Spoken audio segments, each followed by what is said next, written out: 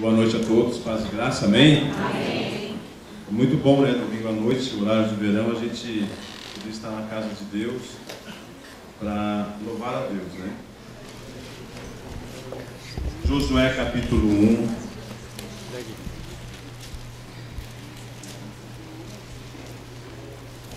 Amém ou misericórdia? Amém. Amém? Amém. Então Josué capítulo 1, a partir do versículo 6 diz assim: esforça-te e tem bom ânimo, porque tu farás a este povo herdar a terra que jurei a seus pais, que lhe daria. Tão somente esforça-te e tem muito bom ânimo, para teres cuidado de fazer conforme toda a lei que meu servo Moisés te ordenou dela. Não te desvie nem para a direita nem para a esquerda, para que prudentemente te conduzas por onde queres que andares. Não se aparte da tua boca o livro dessa lei, antes medita nele dia e de noite. Aleluia. Para que tenhas cuidado de fazer conforme tudo quanto nele está escrito, porque então farás prosperar o teu caminho, e então prudentemente te conduzirá. Não te mandei, esforça-te e tem bom ânimo. Não pasme nem te espante, porque o Senhor teu Deus é contigo por onde queres que andares. Amém. Passe comigo para o capítulo 3 de Josué. Capítulo 3, versículo 5. Disse Josué também ao povo: santificai-vos, porque amanhã fará o Senhor maravilhas no meio de vós. Versículo 16. Capítulo 3, versículo 16. Pararam-se as águas que vinham de cima, levantaram-se no montão, muito longe da cidade de Adã, que está da banda de Sarta, e aos que desciam ao mar das Campinas e ao mar salgado, faltava de todo. Separaram-se então, e passou o povo de fronte a Jericó. Capítulo 6 de Josué.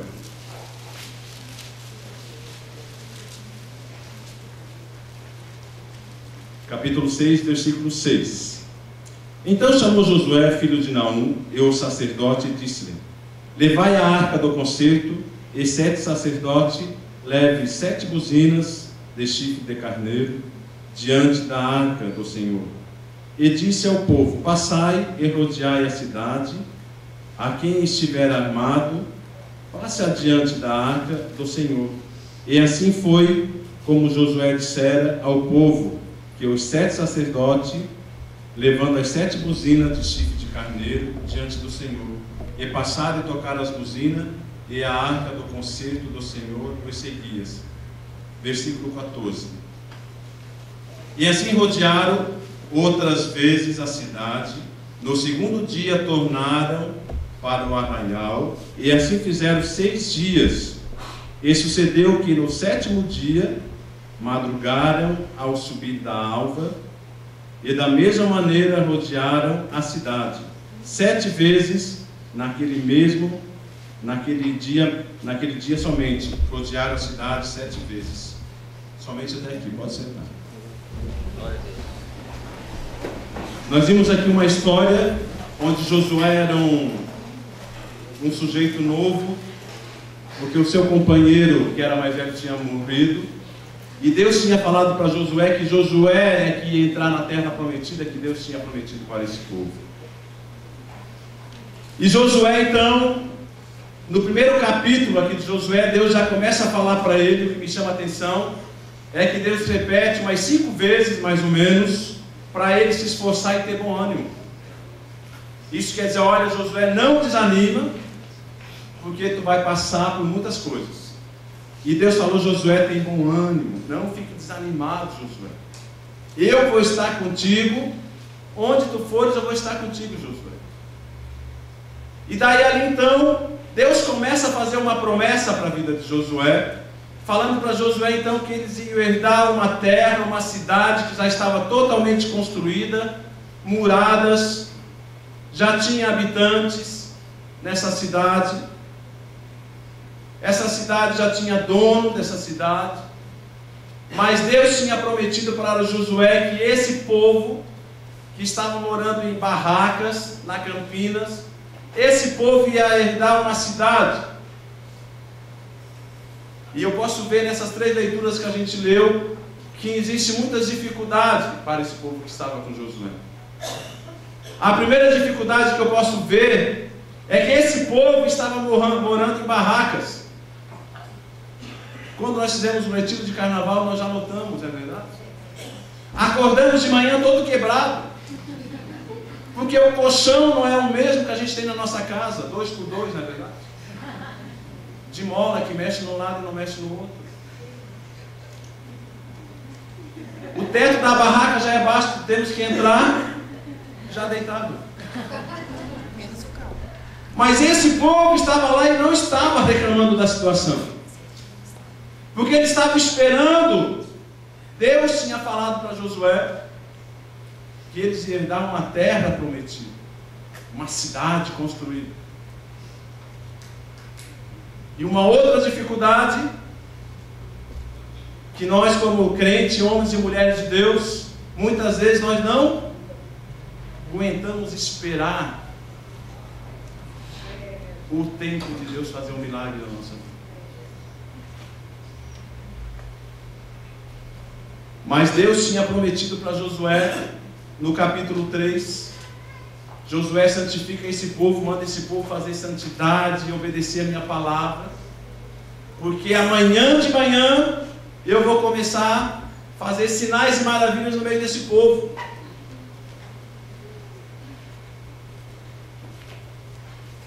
Eu quero levar você a entender nessa noite, para o milagre acontecer nas nossas vidas, nós precisamos andar em santidade e obediência. Amém.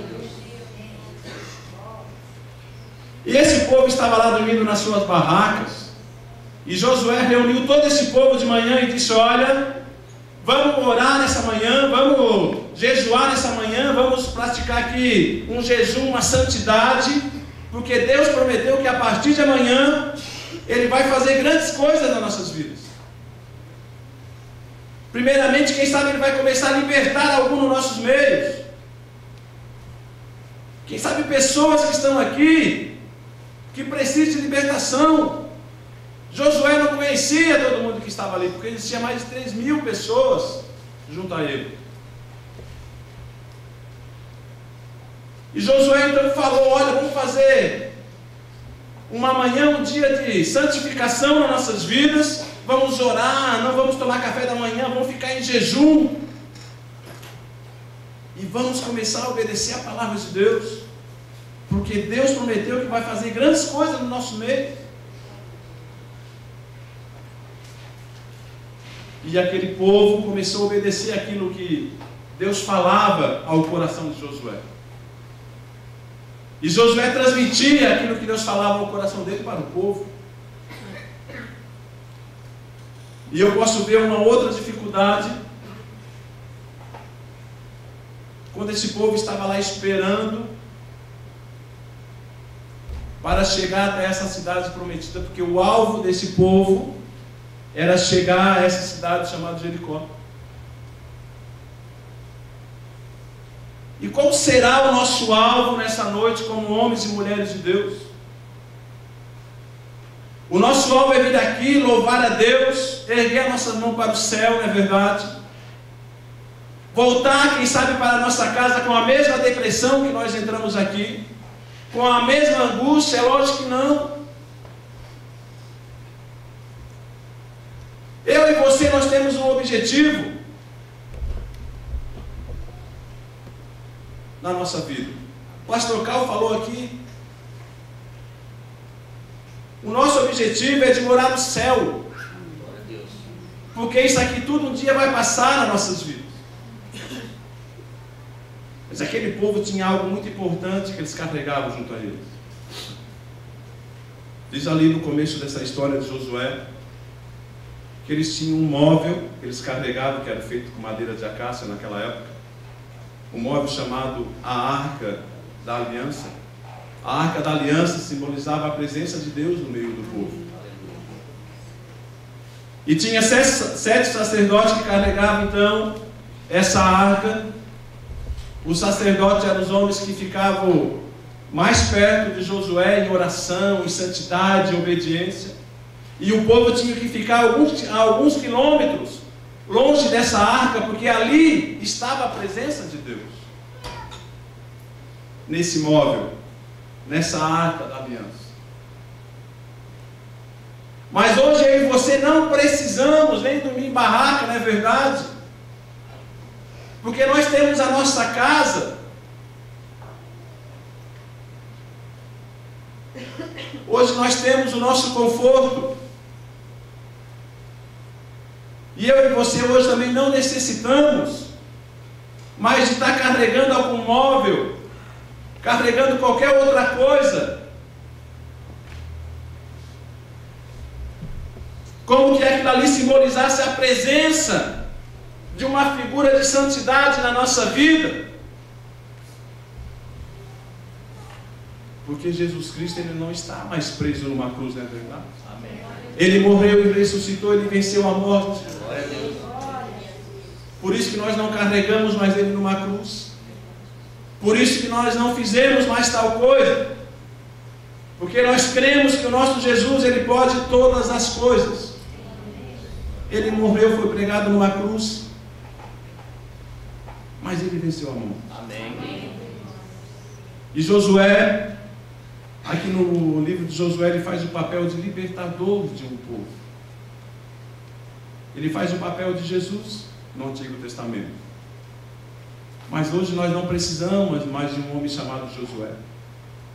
Mas nós precisamos de um homem chamado Jesus para libertar a nossa depressão, a nossa angústia, não é verdade? Para libertar a nossa tristeza, o nosso choro. Porque nós precisamos e nós queremos ser feliz. Eu faço psicologia e a gente aprende que o nosso objetivo é pegar todas as dificuldades do paciente e devolver para ele resolvido, aliás. E o intuito dessa terapia é fazer o indivíduo ser feliz.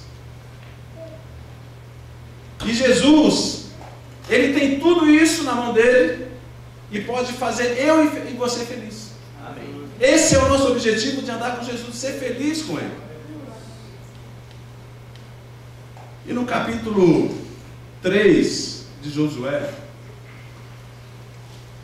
Deus dá uma tarefa tão difícil para Josué. Josué convida aquele povo e diz: o pessoal, Deus mandou nós atravessar o Rio Jordão. E o Rio Jordão diz que era época de cheia naquela ocasião, e o rio estava cheio. E Deus deu uma ordem falando para Josué: Josué, mande o sacerdote carregar a arca do tesouro.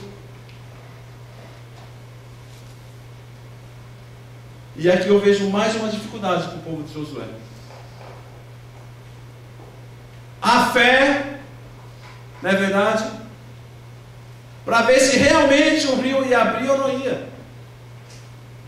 Se aquelas águas, quem sabe na hora que abriu o rio, as águas, quem sabe, podiam tapar novamente aquela estrada que foi construída do nada no meio de um rio.